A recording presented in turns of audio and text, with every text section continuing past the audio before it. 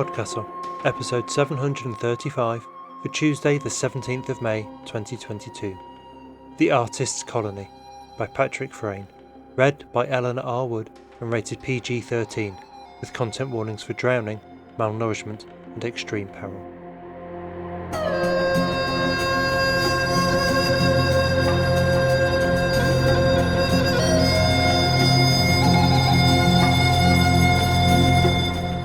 Good morning, good day, good afternoon and good evening, and welcome to PodCastle, the flying castle of fantasy fiction. I'm your host, Matt Dovey, and I'm delighted to present for your enjoyment The Artist's Colony by Patrick Frayne, read by your glorious co-editor Eleanor R. Wood, and a reminder again of those content warnings for drowning, malnourishment and extreme peril. This story was first published in Winter Papers Volume 5, Ireland's annual arts anthology. Patrick Frayne has had short stories and essays published in the Dublin Review, Banshee and Winter Papers, and is a features writer at the Irish Times. His essay collection, OK, Let's Do Your Stupid Idea, was published by Penguin Sandycove in 2020. It was nominated for 2 Irish Book Awards, longlisted for the Rathbones Prize and shortlisted for the Dalkey Emerging Writer Prize. Eleanor R. Wood writes and eats licorice from the south coast of England, where she lives with her husband, 3 marvellous dogs and enough tropical fish tanks to charge an entry fee. The stories have appeared in dozens of venues, including Nature Futures, Zooscape, Fireside, The Best of British Fantasy 2019 and The Best of British Science Fiction 2020. She blogs sporadically at creativepanoply.wordpress.com and tweets at ERWrites. And now pay attention, for our tale is about to begin, and it must satisfy the host. The Artist's Colony by Patrick Frayne, read by Eleanor R. Wood. Dear, I think you would love it here. It's so peaceful, and you were always saying back in the city that we needed to get away. So let me describe what I can see from my writing desk. Outside my window I can see a silver lake, which is very still.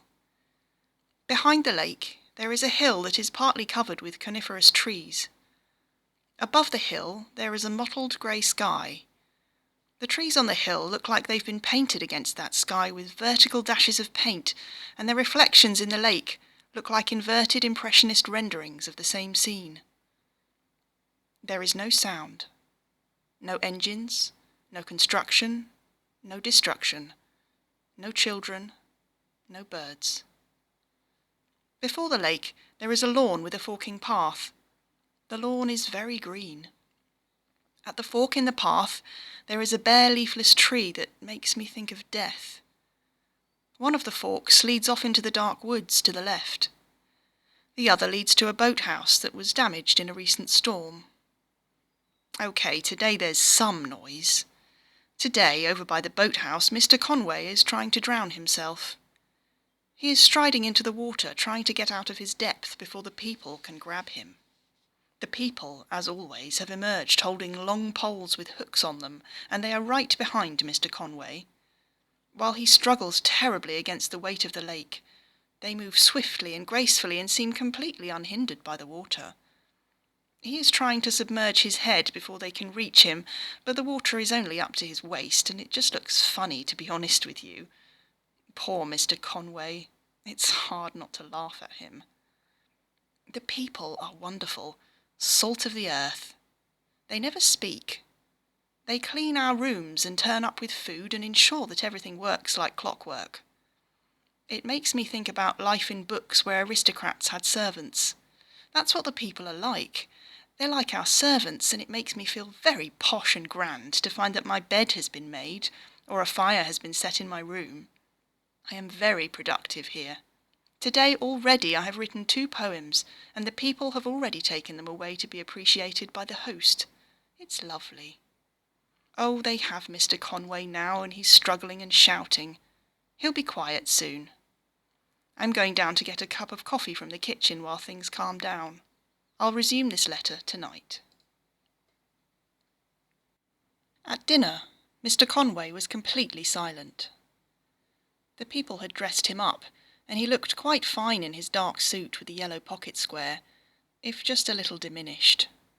His lips were pulsing as though he was trying to say something, but he never quite managed to part them. For the whole dinner he sat with his eyes darting and his hands shaking and his paws sweating. And he didn't eat a thing.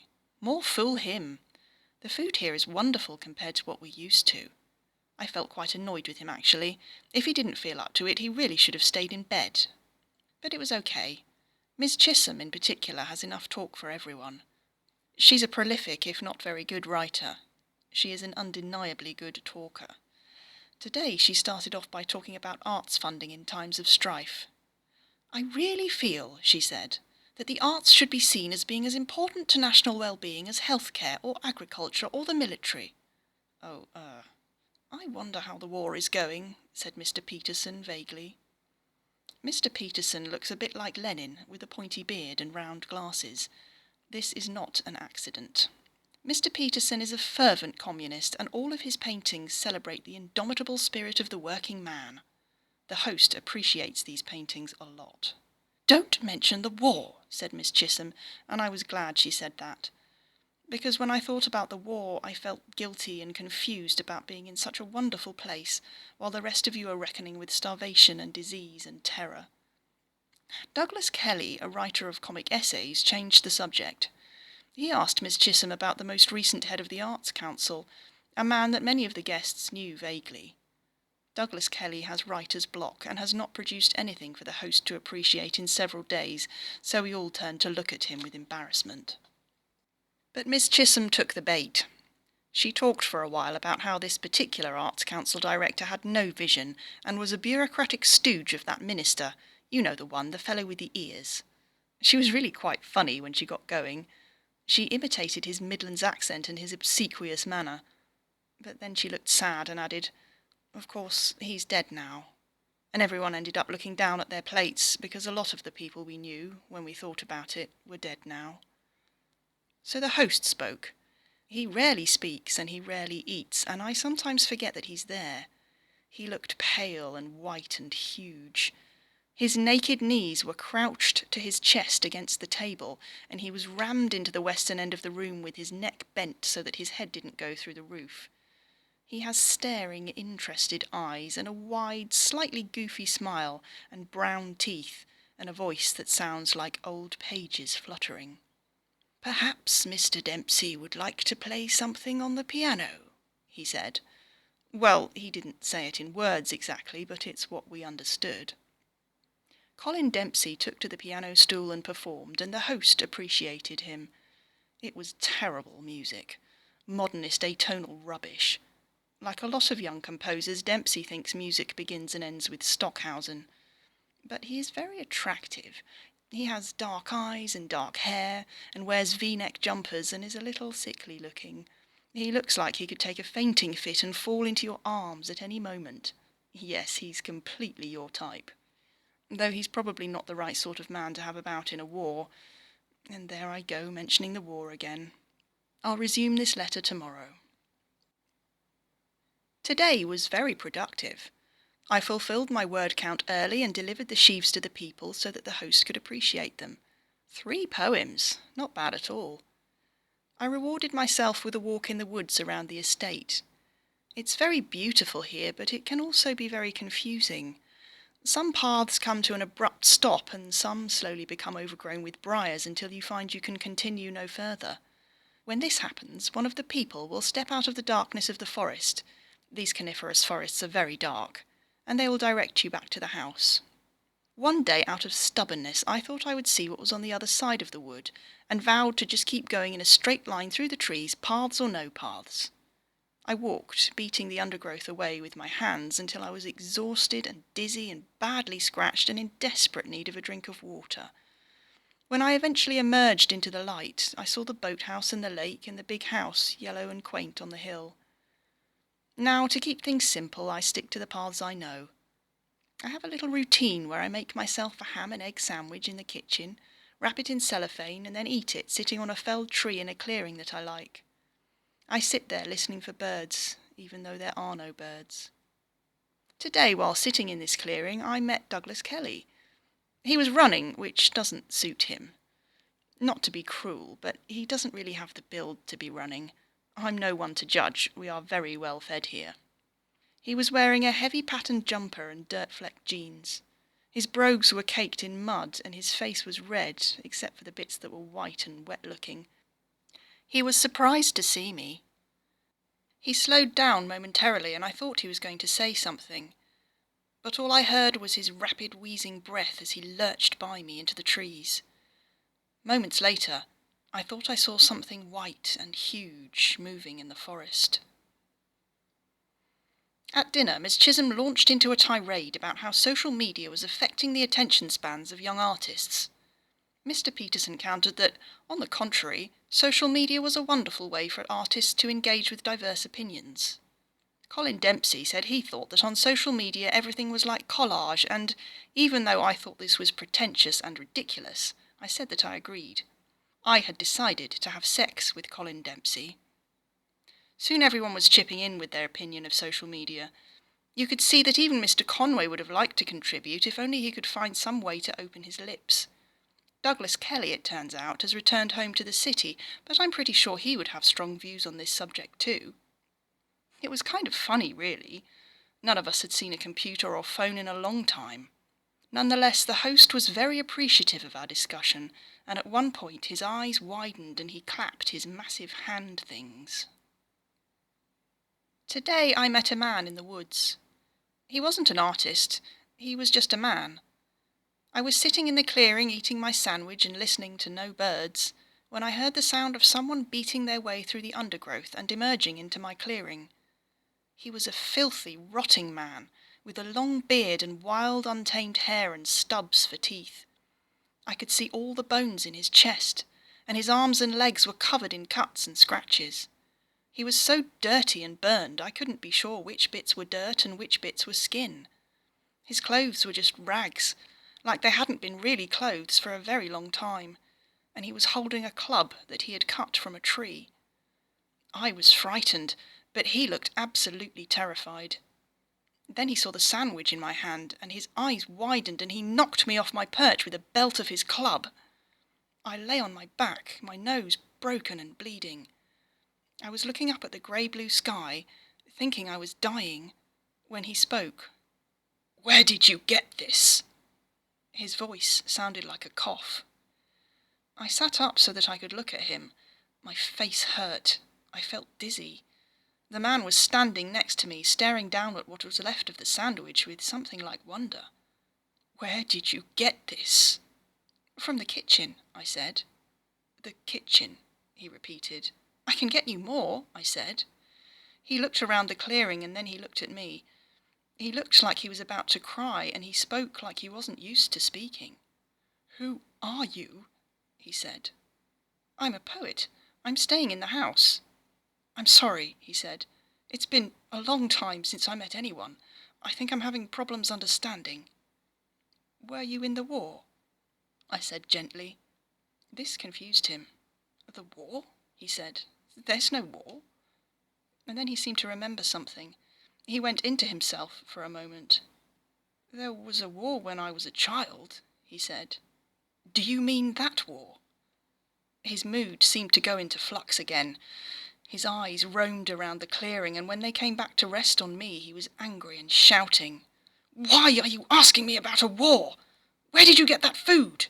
Where did you get those clothes? Where are your bones? Why can't I see your bones?" He beat me with his club, and I didn't even try to fight back. I wasn't sure how, to be honest, though I seem to remember we had to fight a lot back in the city. The man's face was contorted with pain, all his own, and as I lost consciousness I started to have flashes of things I would later turn into poetry and paintings. I felt I should thank him. I saw children and families and towns and planets and suns and stars and supernovae and colliding galaxies. And I saw the host enter my clearing with his big wide smile. I saw him appreciate the ragged man's confusion and anger, and I saw him appreciate my pain. And then I saw him expand his jaws and appreciate the flesh of the ragged man's head. And now I am in my lovely clean bed with a cup of cocoa and a book beside me. Miss Chisholm's last few pages were not appreciated, so she was not at dinner tonight. Indeed, I had been working on a very long poem all day and was feeling quite inspired when I saw her run past my window towards the woods, followed by the host.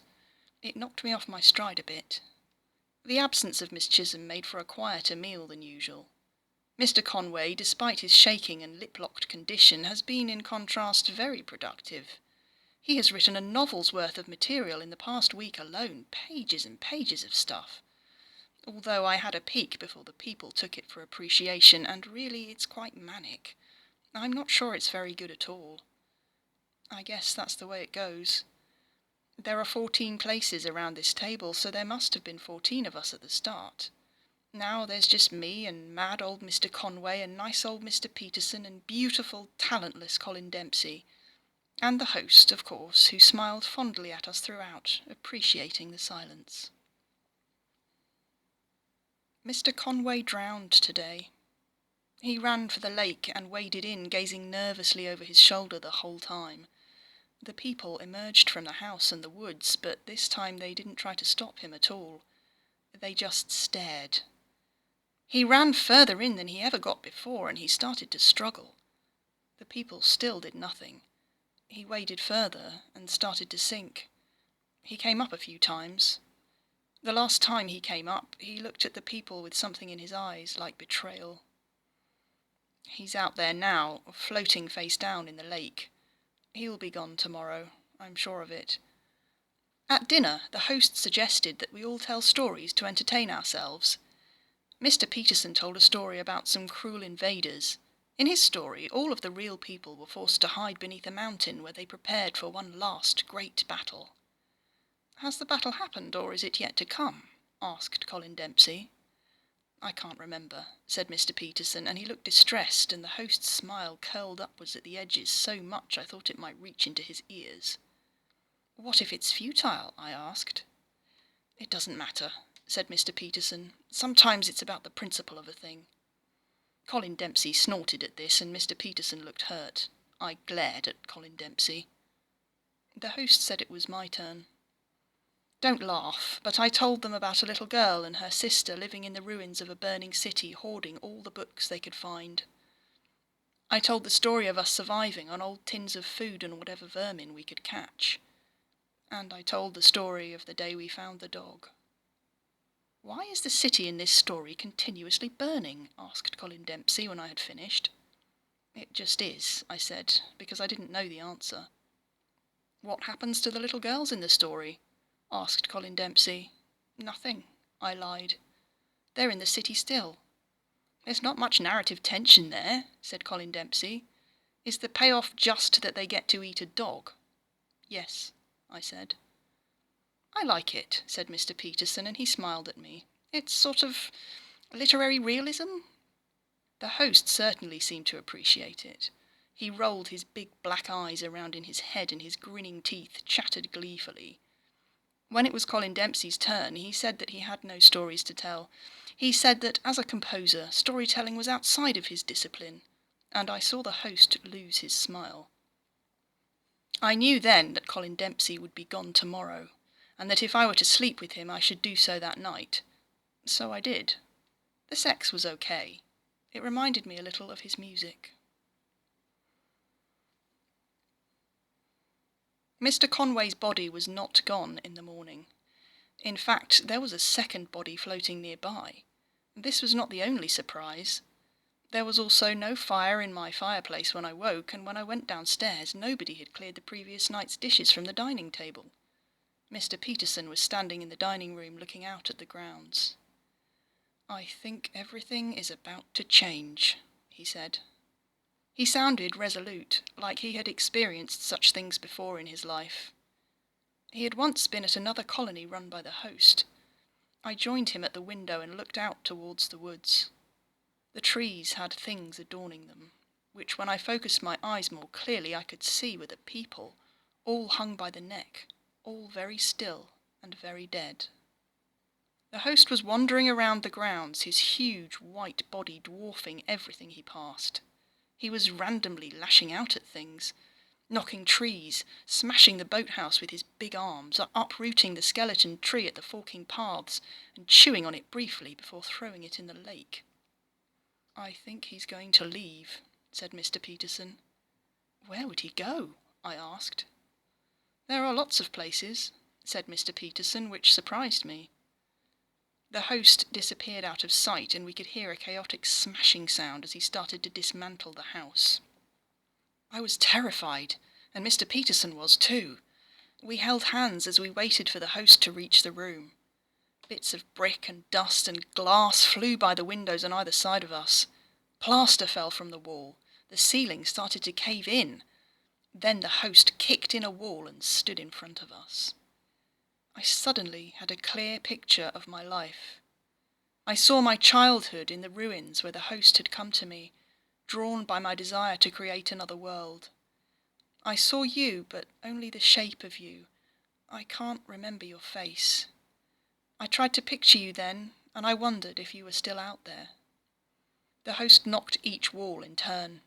Rubble collapsed on top of me and Mr. Peterson, and we coughed and struggled.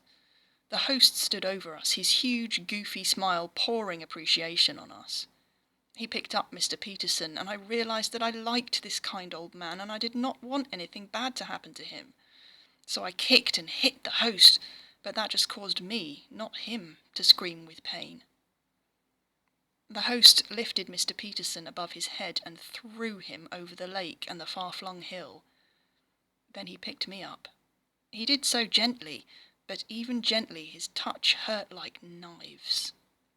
I expected to be thrown too, but the host did not throw me.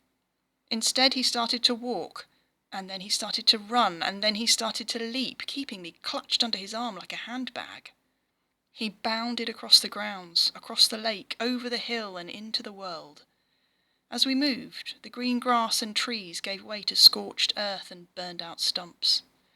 The blue-grey sky gave way to a red sky featuring tendrils of smoke, and the quaint gate lodges and cottages and barns were replaced by concrete bunkers and looted supermarkets and rusting military vehicles.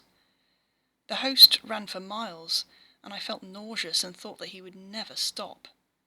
But he did stop, and he continues to stop, just every now and again, to let me rest and eat and write my poems. I'm not lonely. The host is strangely engaging company, and as you know, I can be pretty engaging company too when I want to be. We often meet members of his extended family on the road. A very small number of the very old family members resemble him. A bigger number are hairier and wilder and hungrier. The youngest ones, by far the most numerous, look more like me and you, and they speak words, and they treat him with something like reverence. I think he's a god to them. He gives everyone we meet copies of my work. He still appreciates my work. He does so hungrily. He's proud of me, and he still wants me to write to you, wherever you are and whoever you are. In fact, my starting this letter was what convinced him to take me with him when he left the artists' colony. He follows his whims, you see. He says that he's taking me to the place where a big battle took place. I ask if it's Mr. Peterson's final battle, and he just smiles the wider all the way to his ears. I hope, in my heart, that if he does get bored with me, he leaves me in that place, to die or to live. I don't really mind. For now, he wants me to post the letter. He can't appreciate it fully, he says, until I've done that, because that's what letters are for posting. This means, I think, that he wants me to abandon these pages in an old charred postbox like this one. So that's what I'm going to do. To whoever reads this, you are my sister. We held each other in dark basements surrounded by books, and we learned to breathe together through the smoke. I wrote you poems. We caught a dog. One day we imagined a house surrounded by trees by a lake, and one day one of us found it. Remember that you are special and that I love you. I will never forget you. Someday I would like to show you that beautiful lake. Love, Amy.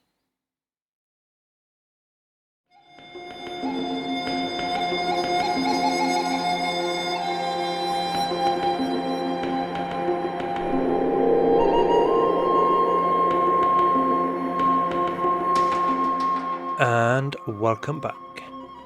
That, to be frank, was a stone-cold classic piece of literature. I don't think I have the culture or the cleverness to properly express my appreciation. To clarify just how uncouth I am, the first point of reference that came to mind for me was the video games of Cosmo D, in particular Off-Peak, which is free and all of an hour long, so, look it up. But it did also put me in mind of Philip K. Dick's Time Out of Joint, too, the idea of the cosy little refuge against an apocalypse outside, and, like a lot of Dick's work, runs with the idea that the human mind can accept and live with damn near anything, it seems, even the greatest and most surreal of horrors, for the longest time. Until suddenly it can't. No matter how hard we try, we can't truly escape reality. We can just exist in debt to it for a while, shall we say.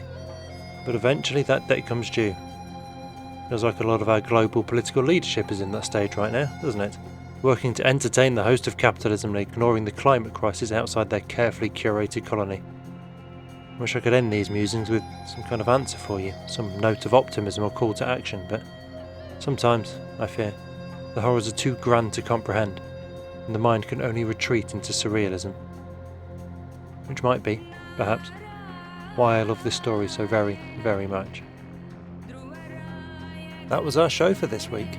On behalf of everyone at PodCastle, your co-editors Shingai Njeri Kagunda and Eleanor R. Wood, your assistant editor Sophia Barker and audio engineer Peter Adrian Berefesh, forum moderator Ossicat, and our many wonderful first readers Tierney Bailey, Aidan Doyle, Amelia Harrington, Kai Hudson, Craig Jackson, Devon Martin, Julia Patt, Hamilton Perez, Sri Kripa Krishna Prasad, Zeev Wheaties and Caitlin Zvanovich, and myself, Matt Dovey.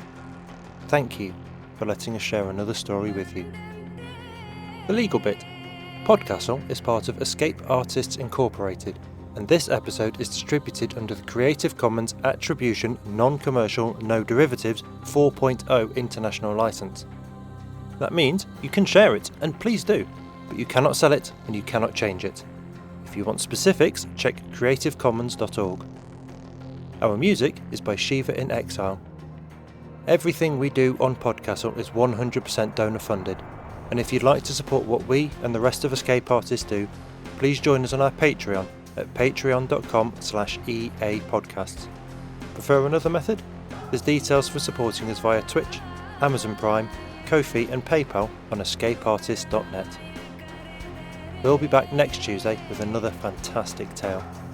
In the meantime, you might care to check out our sister podcasts, Escape Pod for science fiction, Pseudopod for horror, and Cast of Wonders for YA speculative fiction. If your heart belongs to us, though, we'll see you next week. Be safe and be kind.